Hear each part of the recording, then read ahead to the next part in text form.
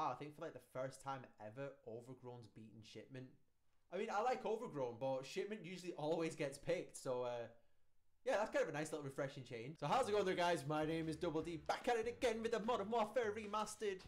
I really need to stop saying that, because eventually that meme's going to come back and then I'll be held fucking responsible. I just don't want that pressure. Still grinding for me Regal camos, still failing miserably due to Juggernaut. Even though I know that some people are going to say, oh, Juggernaut doesn't affect headshots, dipshit. It's like, yeah, yeah, fuck you. Oh! I'm so bad lately. We're playing a lot of S&D with my buddy Tor because we're trying to get into the game battles and things like that. So, you know, I thought I'd treat myself to some team deathmatch, trying to get my sniping back to how it used to be, which was, you know, just above average. Because over the years, man, sniping's changed. It's like, I can't keep up with these young kids. I'm getting old. I'm a 10-year vet of the game. That sounds more fucking cool than it really is. In reality, I'm just a fucking loser. Oh, what the hell? Bounced off the fucking windows. That is just absolutely dreadful. I feel sick. I just fell through the floor. But today is not going to really be all about Call of Duty. Today, I've got a little cheeky story to tell you. Something that's a little bit spooky. And I'm not talking about Scooby-Doo spooky. More like, oh my god, I think somebody's trying to break into our house kind of spooky.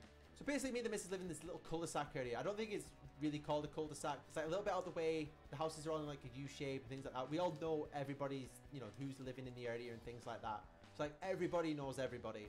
We all know where everyone lives. So basically, you know, we all know who is around and we all know who lives where, right? And also the point that I need to get across is that I'm a very anal person. I know it's a very weird way to say it, but I think that's the terminology.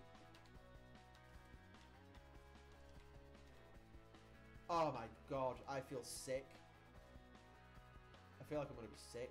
Like, I'm anal to the point where it's a case of, like, when I lock a door, I double check that shit. Like even when I'm going to work, I tend to lock the door, check the door handle, drive the car around to the front door, get out the car again, and check the door's locked. Like, that's how fucking, you know, specific that I am. I need to double check, make sure that I've done something. So we woke up one morning, I think it was like last week. I want to say it was like last week. And sure enough, the front door had been opened. Now, luckily we had the snib on the door. You will always put the snib on the door when we come home. But the front door had been, you know, opened during the night. Now, I know that it might be one of those things where people are like, maybe you just forgot to close it. No, like I said, I am one anal motherfucker. I quadruple checked that shit. So we were kind of freaked out and we thought, right, you know what, maybe it's just a complete one-off. You know, maybe somebody's come home, there's a logical explanation. Maybe somebody's drunk, they've tried to go into the wrong place.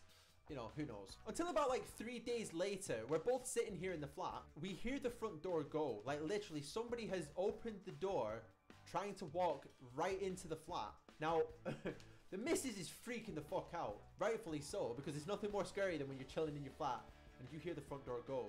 Because it's like, I'm here, you're here. Who the fuck is that? Now, a lot of the times, postmen open the door and, you know, you can tell it when it's the postman. Because they open the door, if there's a parcel, they throw it down, close the door after them. You know, very polite stuff. But no, this motherfucker just proceeds to open the door, can't get in, and then just walk off. And I was thinking, what the shit? So I went downstairs, like, after kind of, you know, making sure the missus was okay, because she was freaking out at this point. She was having a panic attack. So I go down, check, see if there's anyone there. No one's there. They're gone. They're long gone. And then literally a couple of days ago, same thing fucking happens, except I actually managed to catch the motherfucker this time. The door goes, I get the fuck up off my seat. I quit the game that I'm in. I can't remember what the fuck I was playing, but whatever it was, I was pretty bitter afterwards because I think it was really important. Probably FIFA, I don't know. So I get the fuck out of my seat. I bolt down the fucking stairs, right? And I just open that door straight up. Take the snib off the door. And then I come face to face with this, like, well, not face to face. So I literally open the door, and this, she must have been in her 30s, right? She started walking off, and then she turns and looks at me, and I'm like staring at this lady. I'm like, can I help you? And then she proceeds to look at me and go, oh, sorry, I got the wrong house. And I was kind of looking at her, I was like, okay, which house were you looking for? And I can point you in the right direction. And she gives us the house number. And at this point, I'm kind of thinking, right, that's very sketchy as fuck for two reasons. One, our house number is plastered right on the fucking door. You cannot miss it. It's right there. And two, the place that she was looking for was right next door.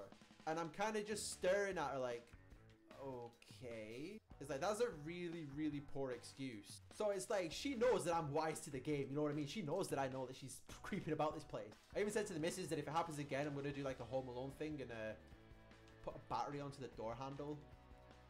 See if I can just electrocute some fuckers. I mean, I know it's probably illegal, but you know, you try and get into this place, I'm going to fucking shock your ass. I'm going to go Pikachu all over your butt cheeks. And I know what you're thinking, right? This is where the story ends. Not quite. This is the kind of bit that's really creeped me out. Either today or yesterday, I cannot remember. It's like fucking 2 o'clock in the morning. We got a letter through the post, and it turns out that somebody has stolen a car in the area, like a fucking, I can't remember what fucking car it was, or proceeded to steal a car. They've asked everyone to check their back gardens, you know, if there's any keys have been thrown in there, things like that.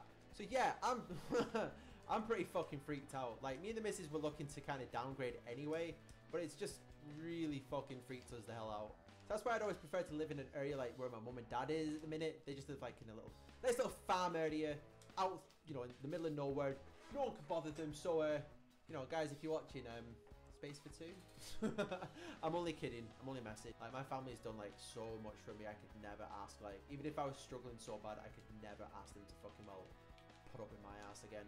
But yeah, I thought I'd share a little story with you guys. Just kind of my little fucking spooky experience on my fucking days off. But I hope you guys are having a fantastic day. Your regular dose of me being a complete idiot playing video games will be back tomorrow with a brand new WWE 2K17 series. But thank you guys for watching this video.